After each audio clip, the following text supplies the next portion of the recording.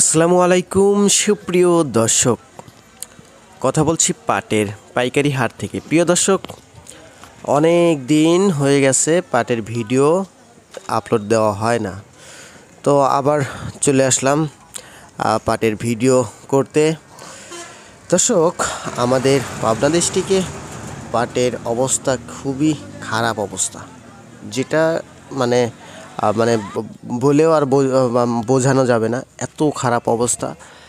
পাটগুলো মরে যাচ্ছে, পাটের মানে আর কি পানি পাচ্ছে না জাগ দেওয়ার জন্য।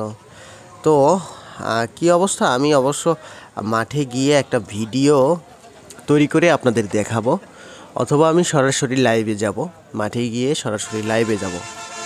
তো আমি এই মুহূর্তে আতাইকুলা পাবনা পাটের হাটে অবস্থান করছি। তো আমি এই মুহূর্তে পাবনা আতাইকুলা পাটের পাইকারি হাটে অবস্থান করছি। প্রিয় দর্শক, পুরো বাজার ঘুরে ক্রেতা এবং বিক্রেতাদের সঙ্গে কথা বলে যেটা জানতে পারছি, আজকের বাজার দরে সর্বনিম্ন ৩,০০০ থেকে শুরু করে সর্বোচ্চ ৩৪০০ টাকা পাটের পাইকারি বাজার দর চলতেছে। এর মধ্যে কিন্তু ৩১০০, ৩,০০০, ৩২০০, ৩৩০০, ৩২০০ এবং ৩৩০০ টেনে বেচা কেনা হচ্ছে, বলতে মানে এমডাম বেচা কেনা হচ্ছে আর কি। আর ৩৪০০ দু একটা বেচা কেনা হচ্ছে।